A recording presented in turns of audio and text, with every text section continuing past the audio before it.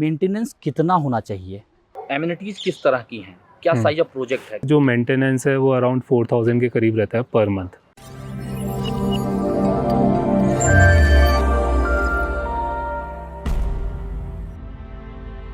नमस्कार साथियों, स्वागत है आप सभी का सौदागर के आज के इस नए वीडियो में। साथियों, लगातार आप लोगों के सामने सीरीज़ ला रहे हैं जिसमें आप लोगों को ये जानकारियाँ मिल रही हैं आखिर जब सोसाइटी फॉर्म होती है तो आपको किन किन बातों का ध्यान रखना है। As a new user, as a new buyer, जब आप अपने सपनों का आशियाना बनाते हैं तो कैसे कैसे आपको जो है दिक्कतें आती हैं, उसको हम कितना सॉल्व कर सकते हैं, कितना आसान बना सकते हैं, कितना लेमैन लैंग्वेज में आपके सामने ला सकते हैं, उसकी पूरी कोशिश है। आज हम आपको इस वीडियो में बताने वाले हैं आखिर मेंटेनेंस कितना होना चाहिए, किस सोसाइटीज़ में कितना जो है एवरेज मेंटेनेंस हो सकता है अगर उसमें सारी बेसिक एमिनिटीज़ दी जा रही हैं। आपके मन में ये भी रहता है कि कहीं मेंटेनेंस मेरा ज़्यादा तो नहीं लिया जा रहा है, और लिया जा रहा है तो उसको सही जो है उसका यूटिलाइजेशन हो रहा है या नहीं हो रहा है, ये सब आपके मन में एक दुविधा के रूप में है। तो आज इसी को सॉल्व करने के लिए हम अपने साथ जोड़ रहे हैं आदित्य मित्तल जी को, जो आपको ये सारी चीज़ें बताएंगे, क्योंकि ये सारी चीज़ें मैनेज कर रहे हैं सोसाइटी में। आइए इनसे आपको पहले रूबरू कराते हैं। नमस्कार सर। नमस्ते जी। तो सर पहले तो ये बताएं कि जब आप कितने समय से ये चीज़ों को मैनेज कर रहे हैं, और जब सोसाइटी एक तरीके से फॉर्म होती है तो मेंटेनेंस के लेवल में कहाँ से इसको स्टार्ट करना चाहिए?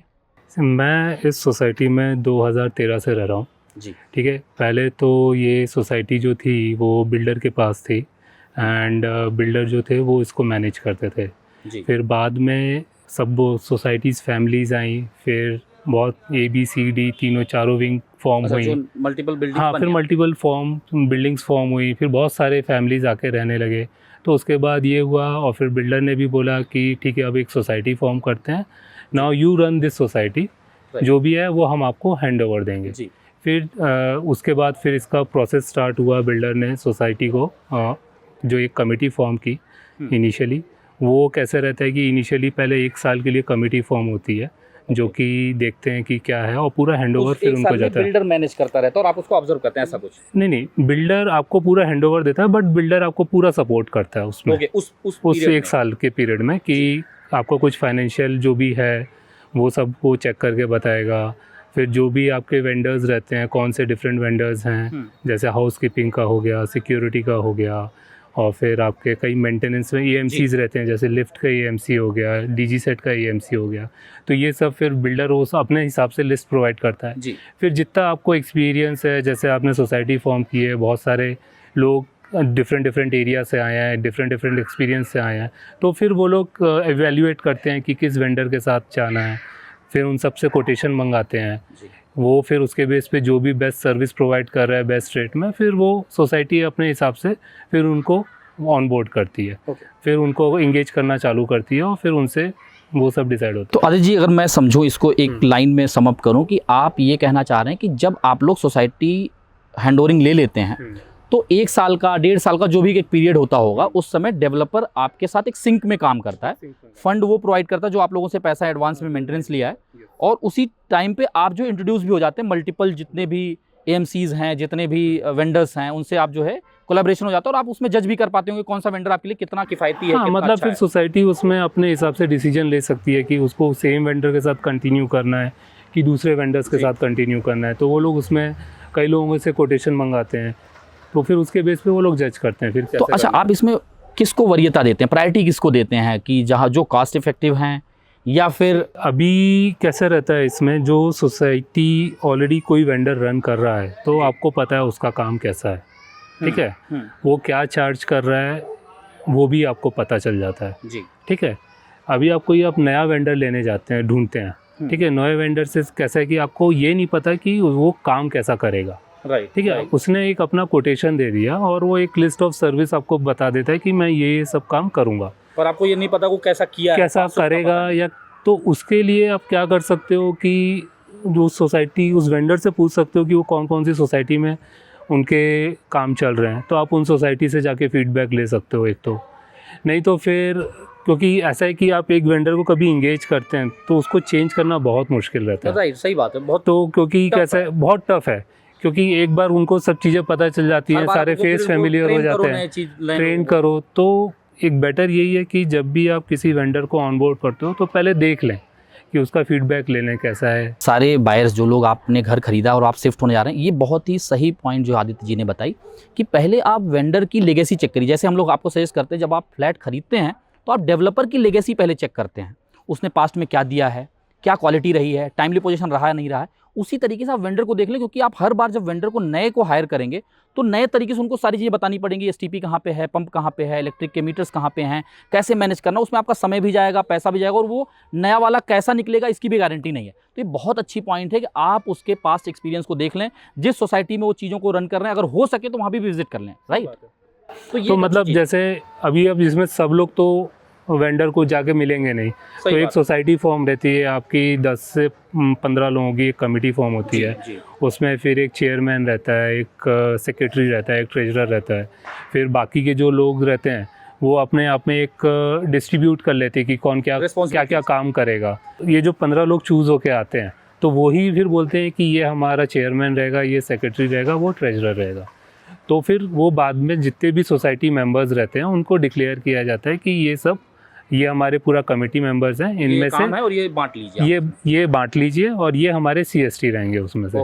तो वैसे करके डिस्ट्रीब्यूट हो जाता है। फिर अभी इसमें कैसा है कि जब नई सोसाइटी फॉर्म होती है तो उसके बेस पे वो सारे वेंडर्स को बुलाते हैं, उनसे कोटेशन लेते हैं और फिर एक फाइनल या एक प्रपोजल लेके आते हैं कि इस वेंडर को चूज़ करना चाहिए। आपस में मध्यस्थता बना। हाँ, वो उसके बेस पे फिर ये होता है कि कई बार ऐसा होता है कि बहुत सारे अपोजिशन वो आते हैं, अपोज आते हैं कि नहीं हमें ऐसा नहीं करना है, इसमें ये प्रॉब्लम है, वैसा क्यों चेंज करना है, या मतलब बहुत सारे आते हैं। तो उसमें फिर आप तो वो सब पहले आप लोग पहले मिटिगेट करते हैं, पहले आपस में मिलके वो सब मिलके फिर हम लोग को सबको एक पेज पे आना पड़ता है कि हाँ ठीक है ये एक, मतलब मुझे लग रहा है काफ़ी लंबा प्रोसेस, सुनने में आसान लग रहा होगा पर ये बहुत लंबा। हाँ, मतलब इसके लिए कैसा है कि देखो जितने भी कमेटी जो होती हैं वो सारी नॉन प्रॉफिट ऑर्गेनाइजेशन है, ठीक है। इसमें किसी की एज अ सोसाइटी मेंबर उनको कोई सैलरी या अर्निंग नहीं रहती है इसमें से, है या फिर ऐसा हर जगह होता होगा? ये मोस्टली तो सारे सोसाइटीज़ में रहता है, ठीक है। लेकिन अब जैसे बहुत जो बड़ी सोसाइटीज़ हैं जिसमें जो कुछ मेंबर्स हैं जो कि डेडिकेटली 9 to 6 केवल उसी में ही काम कर रहे हैं, तो उस केस में सोसाइटी ही मतलब मेंबर्स के साथ मिलके डिसाइड करती है कि भाई इनकी सैलरी होगी, क्योंकि ये लोग फुल टाइम यहाँ पे काम करने वाले पूरा टाइम डिवोट कर। बट जनरली कैसा रहता है कि ये सारी कोऑपरेटिव हाउसिंग सोसाइटीज़ रहती हैं जो कि नॉन प्रॉफिट ऑर्गेनाइजेशन है। बट आप अगर खुद सोसाइटी में रह के आप अब जैसे अपना घर मेंटेन करते हो, पूरा घर एक पूरी सोसाइटी आप अच्छे से रख सकें, तो उसमें अगर सोसाइटी के ही लोग ज़्यादा हैं तो वो डेफिनेटली सोसाइटी के वेलफेयर में ज़्यादा सोचेंगे। यही अगर आप किसी वेंडर को या किसी थर्ड पार्टी को आप बोल देंगे कि आप मैनेज करो, तो उनका तो परसेंटेज एक कोई कमीशन रहेगा ही रहेगा, वो तो चार्ज करेंगे, प्लस वो अपने हिसाब से चलाने की कोशिश करेंगे सोसाइटी को। और बहुत सारे फिर ऐसी चीज़ें रहती हैं कि उसमें मेंबर्स को भी नहीं पता चलता और कमेटी मेंबर्स को भी नहीं पता चलता कि क्या हो रहा है। लेकिन वो कैसे क्या रहता है कि बहुत सारे बड़ी सोसाइटीज़ में वो ज़रूरी भी रहता है, तो इसलिए वो करना पड़ता है। आदित्य जी देखिए, मैं आपसे एक चीज़ इसमें पूछना चाहूँगा कि सबसे पहली चीज़ जो सब कोई जानना चाहेंगे कि आप जिस सोसाइटी में रह रहे हैं इसमें कितने फ्लैट्स हैं, किस तरह की एमिनिटीज़ हैं और एवरेज कितना खर्चा एनुअली आ रहा है। अगर आप उसे सारे फ्लैट में डिवाइड करें तो थोड़ा नंबर में मुझे बताने की कोशिश करें, जिससे व्यूअर्स को और जो बायर्स हैं उनको थोड़ा सा समझ में आए। तो इसमें कैसा है कि ये जो आज हमारी निको स्काई पार्क सोसाइटी है, ये समझ लीजिए 270 फ्लैट करीब हमारे सोसाइटी में है, जिसमें मोस्टली जो हैं वो आपके 2 BHK और 2.5 BHK हैं, और हर बिल्डिंग में जो हैं वो आपके अराउंड 2 से 3 आपके 1 BHK हैं। ठीक है, तो नंबर ऑफ़ 1 BHK बहुत कम है अगर आप देखेंगे। और इसमें बीच में गवर्नमेंट का भी रूल है, जैसे आया था कि आप स्क्वायर फीट के बेस पे मेंटेनेंस नहीं ले सकते हैं, क्योंकि जो एमेनिटीज़ हैं, जो चार्जेस हैं वो कॉमन है, हर कोई यूज करेगा, वो हर कोई यूज़ करेगा, तो वो एक फ्लैट चार्जेस होना चाहिए। तो हम लोग भी उसी मॉडल पे ही चल रहे हैं, जिसमें हम लोगों ने मेंटेनेंस के जो चार्जेस हैं वो पूरे फ्लैट रखे हुए हैं, प्रोपोर्शनली ना करके सब में इक्वल डिवाइड कर, सब में इक्वली डिवाइड किया है। बट थोड़ा सा 1 BHK का हमने इसलिए कम रखा है क्योंकि एक तो मेंबर्स ही कम होंगे, एक तो नंबर ऑफ़ फ्लैट्स बहुत कम है 1 BHK के, प्लस 1 BHK में कैसा है कि अब जैसे आपका नंबर ऑफ़ बाथरूम्स जो हैं वो 1 है, ठीक है, बाकी दूसरे फ्लैट में जो नंबर ऑफ़ बाथरूम है वो 2 हैं, मतलब वाटर कंजम्पशन कम है, वाटर कंजम्पशन यहाँ पे कम है, ठीक है। प्लस वो लोग मोस्टली फर्स्ट फ्लोर पे रहते हैं, ठीक है, तो उनका लिफ्ट का यूटिलाइजेशन भी कम रहेगा। मैं ये नहीं बोलता कि वो ये अच्छा आपने थॉट प्रोसेस उसमें लगाया, ठीक है। और फिर 1 BHK वालों को सोलर, हमारे यहाँ सोलर वाटर नहीं जाता है क्योंकि वो केवल एक ही बेडरूम में जाता है, मास्टर बेडरूम में जाता है, तो वो उनको अवेलेबल नहीं है। तो उसकी वजह से हमने थोड़ा सा उनका अमाउंट कम रखा है यार, कि ऐसा नहीं होना चाहिए कि हम थोड़ा अलग, मतलब वो 1 BHK दे के वो 2 BHK का मेंटेनेंस पे कर रहे, 3 BHK। मतलब ये रूल होने के बावजूद आपने ये चीज इंप्लीमेंट किया, तो ये कहीं ना कहीं वेलफेयर में है। एवरेज जो मेंटेनेंस है वो अराउंड 4000 के करीब रहता है पर मंथ पर फ्लैट। तो जैसे हम लोगों ने उसमें से 1 BHK का जो है वो 500 रुपये के आसपास एनुअली बजट है आपका? हाँ, हम लोग का 1 करोड़ 10 लाख के अराउंड हम लोग का बजट जाता है पूरे साल का, जिसमें से हम लोग 4000 के करीब हम लोग का पर मंथ मेंटेनेंस है। ये केवल आपका प्योर मेंटेनेंस चार्ज है, जिसमें आपके day to day activities involve रहते हैं, डे टू डे सर्विसेज आपके इन्वॉल्व रहते हैं। फिर इसमें से हमने 1 BHK वालों के लिए 400 रुपये करीब कम रखे, 400-500 रुपये करीब, 3500 के करीब उनका मेंटेनेंस है पर मंथ। अच्छा, इसमें एक चीज़ ऐड करते चले आदित्य जी कि एमिनिटीज़ किस तरह की हैं, क्या साइज ऑफ प्रोजेक्ट है, क्योंकि 270 आपने फ्लैट्स बता दिए, तो लगभग 1000 लोग रह रहे होंगे अमूमन आराम से। और एमिनिटीज़ में आपके यहाँ सब कुछ है? एमिनिटीज़ में देखिए, जैसे हमारे यहाँ बास्केटबॉल भी है, 2 चिल्ड्रंस प्ले एरिया हैं, फिर आपका गैस की सप्लाई है अलग से, जो कि सारे फ्लैट्स को गैस कंजम्पशन के लिए देता है, वो कि चार्जेबल रहता है मंथली बेसिस पे, वो सेपरेट है उसका, ठीक है। फिर आपका जैसे फुटबॉल ग्राउंड हो गया, फिर आपका क्लब हाउस हो गया, क्लब हाउस में फिर आपका नीचे स्पोर्ट्स के भी टेबल टेनिस और ये सब है आपके खेलने के लिए।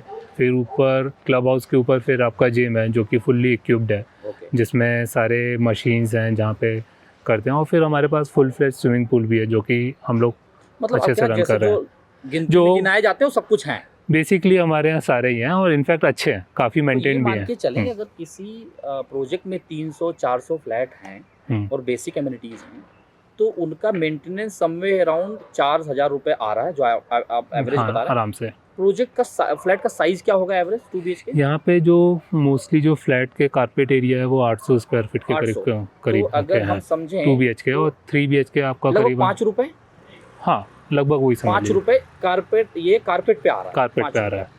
तो आप क्या सजेस्ट करेंगे, ये किस सिचुएशन में थोड़ा कम हो सकता है या किस सिचुएशन में थोड़ा बढ़ सकता है? अभी एकदम बहुत अल्ट्रा लेवल पे मत जाइएगा, जैसे बहुत सी लग्जरी सोसाइटीज होंगी, उसकी बात नहीं करते, क्योंकि हमारे व्यूवर्स में भी ऐसी सोसाइटीज में रहने वाले लोग कम होंगे, और जिस तरह की सोसाइटी में हम रह रहे हैं यही लोग ज़्यादा है, 90% क्राउड ऐसा ही है। तो अभी देखिए, जैसे जो एक मेंटेनेंस डिसाइड होता है वो कैसे होता है कि आपके जितने भी एमिनिटीज़ हैं जी, उनका जो भी कॉस्ट है, उनको कुछ जो भी मेंटेनेंस लग रहा है आपका मंथली ईयरली, फिर आपका जैसे हमारे यहाँ पे 100% पावर बैकअप है, लाइट जाने के बाद डीजी सेट की सप्लाई जो रहती है वो 100 फ्लैट के अंदर भी, हाँ फ्लैट के अंदर भी हम लोग का 100% डीजी सप्लाई है, जिसमें आपके 16 एम्पियर के प्लग्स नहीं चलते हैं, 5 एम्पियर वाले सारे चलते हैं, लाइट फैन टीवी बाकी सब चलेगा, बस आपका फ्रिज ओवन इस टाइप की चीज़ें, गीजर कोई जरूरत भी नहीं है क्योंकि थोड़े कम समय के लिए कटता है, वो नहीं चलता। बाकी तो जैसे वो उसका EMC हो गया, फिर आपके हर तो ये जो 4000 रुपये आपने बताया आदित्य जी, ये उसमें जुड़ा है, ये सब जुड़ा हुआ है, ये जुड़ा हुआ है, ये सब जुड़ा हुआ है उसमें। ये थोड़ा अमेज कर रहा मुझे, क्योंकि उसके लिए अलग मीटर नहीं लगाया आपने, फिर कुछ मतलब ऐसा कह सकते हैं, देखिए मियाँ मुँह मिट्ठू नहीं बनना है, पर आप ईमानदार लग रहे हैं कि आप लोग ईमानदारी से चला रहे हैं, इससे पता चल रहा है। क्योंकि अगर 4000 रुपये में आप जो पावर बैकअप भी प्रोवाइड कर रहे हैं, वो भी सोलर और ये सब चीज़ें नहीं, डायरेक्ट जो आप डीजी बैकअप दे रहे हैं, वो बड़ी चीज़ है। उसमें भी आपके जितने भी सोसाइटी में सारी लिफ्ट्स हैं वो सब भी 100% पावर बैकअप पे रहती है। आपके एक विंग में जो हर विंग में आपके 2 भी लिफ्ट हैं, एक आपकी बड़ी लिफ्ट है, एक छोटी लिफ्ट, एक स्ट्रक्चर लिफ्ट है और एक आपकी नॉर्मल लिफ्ट है। तो वो दोनों भी 100% पावर बैकअप पे रहती हैं। प्लस हमारे यहाँ फिर टेरेस गार्डन है पूरा, हाँ वो हमने दिखाया, वो आपने देखा था कि हमने आपको दिखाया भी होगा साथियों, तो यहाँ पे भी आप लोग एक बार देख लीजिए। तो वो टेरेस गार्डन है, और आप देखेंगे कि हमारे सोसाइटी में काफ़ी ग्रीनरी है, तो हमारे मेंटेनेंस में मतलब जो गार्डनर्स हैं वो सब भी इंक्लूडेड हैं।